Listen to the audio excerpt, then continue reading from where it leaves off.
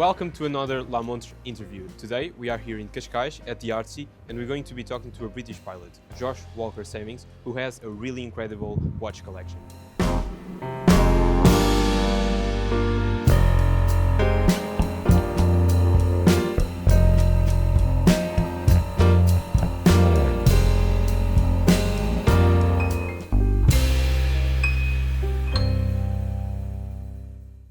Josh, how are you doing, man? I'm doing well, mate. How about yourself? I'm really good. So, tell us, first of all, a bit about yourself. Yeah, absolutely. First of all, thank you very much for having me. Pleasure to be part of this and your new venture here, La Montre Mag. It's a pleasure to have you. Thank you, man. A bit about myself. Josh Walker-Savings. Been living here in Portugal for around 6 years now. Moved here in 2019 in my line of work with aviation. Been collecting watches now for around 10 years. Started from humble beginnings, and I try to keep it humble now as well, to be honest. But as you can see, getting a little bit out of hand. So how did it all start for you? So my grandfather, he wore a Rolex Submariner. And I remember from a very early age seeing it on his wrist at the kitchen table. And I was always enamored by the way that it used to swoop around. It didn't tick. Yeah. It kind of, that automatic movement, the second hand. That kind of fascinated me. He let me play with it and mess around with it, and that's where it first started. And then a few years down the line, I started my pilot training, and my first flight instructor, he wore the Pepsi, and that watch, it catches your eye, and I guess it just there was something about it. I was like, yeah, that's a really cool watch, it looks good. Yeah. What was like your first piece? My first piece, my first proper piece was a Breitling Super Ocean. Okay. Yeah, it was gifted to me for my... The quartz? 21st, it was, yeah. It was gifted for my 21st. Great Peter's watch. Absolutely, absolutely. Still have it to this day. Great watch. Okay. Yeah. So you were talking about your grandfather's Submariner, and we have it here. We do, yeah. It's this one here, the reference 16800. He sadly passed away some years back now. However, this remained in the family. It's very important to me. At some point in the past, he took it to RSC for a service, and they replaced pretty much everything on the watch. Which is a bit of a shame because it probably wasn't in its original state. However, it's so nice to have the watch itself. And you went through a little journey. Yeah, absolutely. Like to full original. Yeah. I went through a journey. Yeah, so I knew he had the watch, and we kept the watch in the family. And then as I got into my collecting, more researching and stuff, I figured that Rolex had definitely added parts, original part, well, not original, but Rolex parts. But it wasn't looking like it probably would have done when it came out of the factory in '82. Yeah. So I took it upon myself. The bezel is amazing.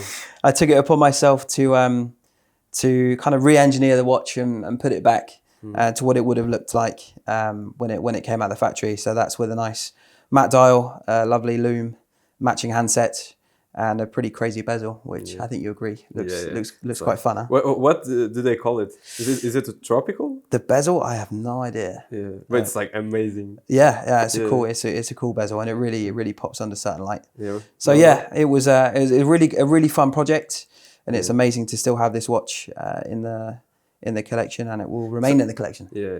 So you were saying when you moved to Portugal, I think we met like right in the beginning. Right? I think it was the first year I moved. Definitely, yeah. So back in that time, I remember you already had the Submariner. Yeah.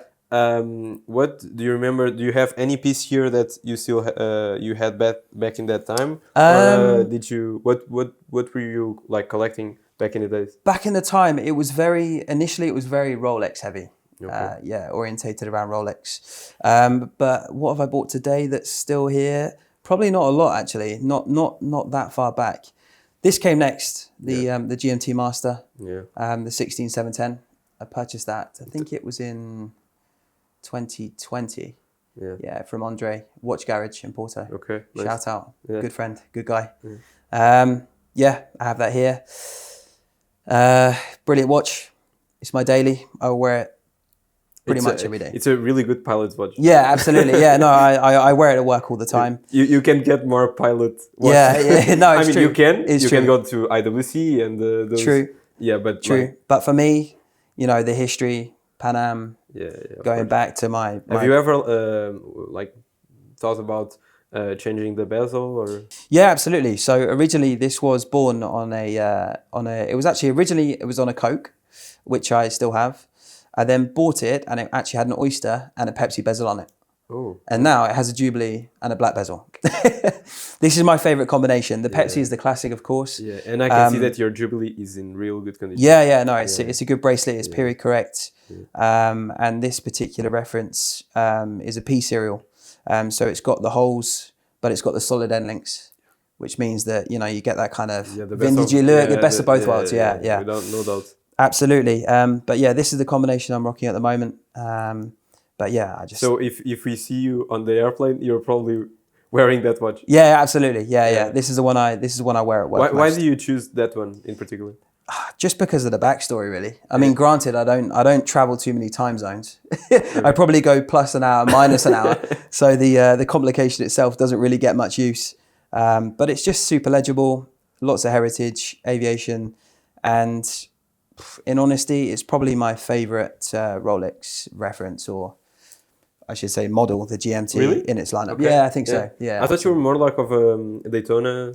Yeah, partial to a Daytona, but for me, the GMT. Yeah. Yeah. Speaking about pilot's watch, you have Santos. I do. Yeah. Yep. Tell us about that one. Yeah, so this is a relatively recent pickup. I've had this now maybe just under 2 years. This came after I got promoted to captain. I wanted to celebrate, as we all do when we achieve a milestone. What do we do? Buy a watch, us watch collectors. And I had my own Cartier for quite some time. And obviously I know about the history with Santos Dumont. And yeah, I fell in love with it. And it's a beautiful watch and the condition of it is just fantastic. Yeah, absolutely. And it's just iconic. Yes. The you know, everything, the Roman numerals, the case shape. It's just a beautiful watch, very elegant. Granted, I don't wear it too much. It's a very dressy piece. Yeah. But at the same time, I've got it paired on this Saffiano. It kind of tones it down a little bit more. Yeah, that watch is like, I was winding the crown and something magical almost because the movement is really nice. Yeah. And it's something that you don't see often in the watch community in general, and in Portugal even less. Yeah. Speaking about the watch community, I know that when you moved to Portugal, that was something important for you. You want to tell us a bit about that? Yeah, absolutely. It was on a work trip. I was getting sent to Lisbon quite a lot with work when I was still working out of the UK. I had some spare time, and like I do quite a lot when I visit somewhere new, I always try and find places that are selling watches, or, you know, shops, or, you know, whatnot. And that brought me here. And I dropped into a Seas and Sons retailer. I think that's where we met, right? I think it could have been. I think it was. Yeah. And I met Diogo, Will, and George there, and we just got talking, and yeah, I just felt. Do you know something funny that I just remembered? Yeah. I was talking with not George, with John the other day, and he showed me on the computer that you were the first ever client. Yeah, I was. Because you were there to fix something, and he showed me on the computer that the first ever when they set registered their client, database. it was you. yeah, I was. Yeah, I was indeed. But they were super welcoming, and then I got introduced to the Watchram Society and group here in Portugal, and I went to plenty of events and things, and then from that first introduction here in Portugal, I then moved permanently here about a year later. And then that's when I think I met yourself. Yeah, maybe. And then, just integrated into the community here, and the watch collecting and sharing experiences and knowledge has just grown, really. Yeah. Speaking about memorable moments, you have the watch you wore in your wedding, right? Yes. And it's from a brand that you are really a good collector. Tell us a bit about that. Yeah, absolutely. So I hold Universal Genève close to my heart. This was the particular watch that I wore to my wedding last year. It's a Calatrava. It's very simple, but lovely condition, rose gold. I can see that it's engraved. Yeah, it's engraved as well. Yeah. Yeah. Had to get it engraved. As well, do you have other pieces that are engraved? No, just this one for now. Just Okay. this one for now. But it's certainly something that I'll It consider looks, going forward. Yeah, no, I think it's a lovely way to to mark it and really make it yours. And it makes it's the a memory. beautiful watch. Yeah, absolutely. And you chose the right strap for it. Yeah, I wore a green suit on the day, so it had to be a green strap, and it complements the rose gold really nicely. Yeah, no doubt. But yeah, no, this is a watch that's extremely special to me, and it forms a solid part of my UG collection. Absolutely. Yes. And the other one? Yeah, the other one. So this is my Compax, 36 mil. Good story behind this. I'd bought a few pole routers previously towards coming across this particular watch. So the watch fund wasn't doing too great. But I've always loved this particular reference. It's stunning. I think it's one of the most beautiful chronographs in my opinion. Yeah, I think, the symmetry, the dial layout, the colors, the textures, the linen dial, and the proportions are just fantastic. But anyway, I'm going off on a tangent. Before this watch came up for sale, I bought a couple of pole routers. But in my excitement, when I found this watch, I had to show it to my wife. And she liked it as well. And so the condition is amazing. Yeah, absolutely. Condition's lovely. Mm-hmm. And I just kept going on about it to her, my wife. And I don't know, I just kind of, eventually it fizzled out the idea. I inquired about it, and it was just too much of a stretch for me at the time. And then one summer evening, we were sat on the front patio drinking wine, and it was a couple of weeks before my birthday, a few years ago now. And my wife, she comes out with this small plastic box, and I have no idea. She's got a bit of a smug grin on her face, yeah. And I didn't see it coming at all. Anyway, I cracked open this box, and this was there. And it was the watch. So she'd gone behind my back, and she'd purchased it for me. And I was just amazed. It's just beautiful. It's gorgeous. It is. Absolutely. So I think everyone in the watch community is now jealous that you have a wife that knows how to pick watches. I don't know if it's going to work the second time, but I'm going to try. But this is it's a beautiful UG. I mean, there's so many Compax references out there. But for me, this one, it's beautiful. One day maybe a Clapton, but I think that's going to be a few years from now. Yeah. But this for now is it's perfect. Yeah. What do you look for when you're researching for the Universal Genève? What do I look for? Yeah. I mean, there's so much out there. Instagram. You never got into the three compacts? Tri-compacts. Absolutely. I mean, I've never owned one, but maybe something in the future. I don't know. I don't know where to look. There's just so many options out there.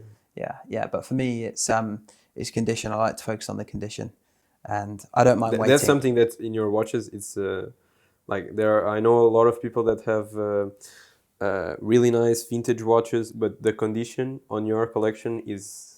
That's what I try and go for. Yeah, absolutely. Condition first of all. You have a saying, buy the dealer, not the Yeah, that's certainly true.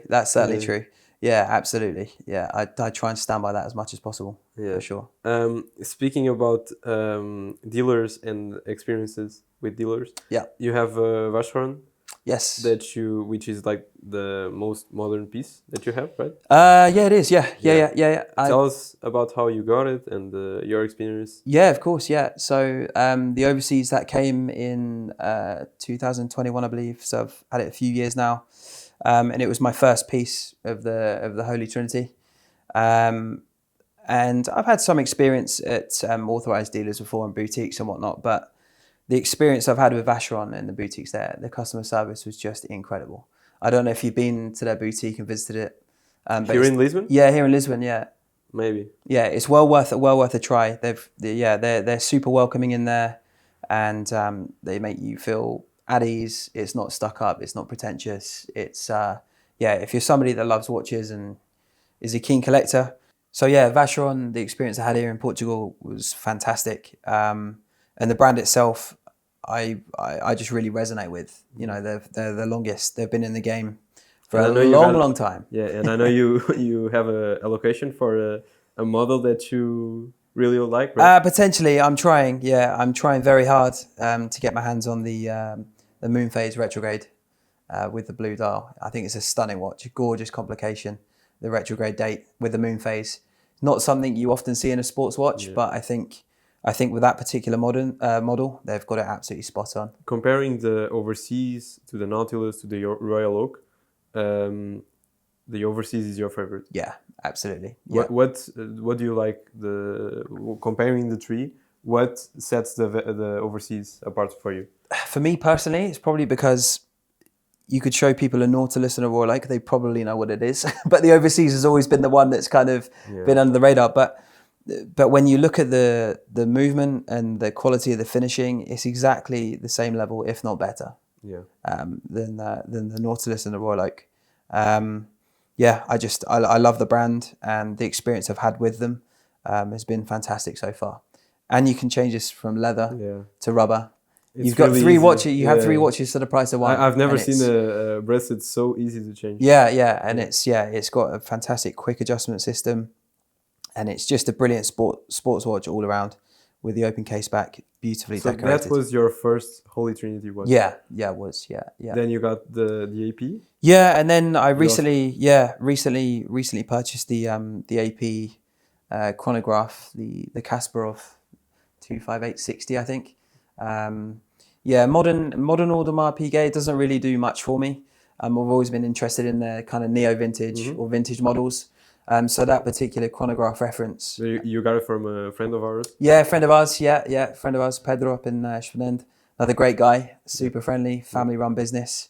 Fantastic guy. He had one that was in a brilliant condition, and I saw it pop up, and I was in the market for one for quite some time. I initially wanted the blue dial, but the premium for just the sake of having a blue dial was just too much. And he had a white dial or a silver dial. White or silver, it's kind of it's kind of he had one up for sale, and inquired, and the rest was history. So happy owner of that. So we have spoken about Vacheron, AP, and you have a Patek on your wrist. Tell us about it. So this was the final one of the 3. Actually, no, it came in the middle. The Vacheron, then this, and then the AP more recently. But this is a Calatrava reference 5000G. It's a very unusual reference. I was in the market for a Calatrava. I had a Calatrava, I had the 5196. I remember that one. I loved the watch, but I just didn't wear it. It for me, that watch, it was like to look at. I would have it on my wall, you know. It was a beautiful, beautiful watch, but I just didn't wear it. So I wanted a Calatrava that I would wear more. Something that was maybe a little bit more casual. And this one just has a great story. It's never been acknowledged by Patek, but I think Horology Ancienne recently did a write-up on it. Yeah, it's been covered. It was meant to be a collaboration with Ferrari, which never happened. However, Patek still went ahead and made the watch, and they made, I think, very few examples in white gold, but this is one of them. And it's the early one. Yeah. So this was 93 as well, which is my birth year as well. Oh, nice. So the stars aligned. Yeah. and I had to go for it, and I don't regret it. It's an absolutely beautiful, stunning watch, elegant, and a bit of an oddball on the Calatrava line, but I love it. Yeah. Well, Jos, thank you so much. It's been a pleasure to have you. We have spoken about everything about the collection. You have some. Like I said, you have Patek, Vacheron, Rolex, but the condition of your watches, it's the thing that I love the most. Thank you so much. Thank you, man. It's been a pleasure.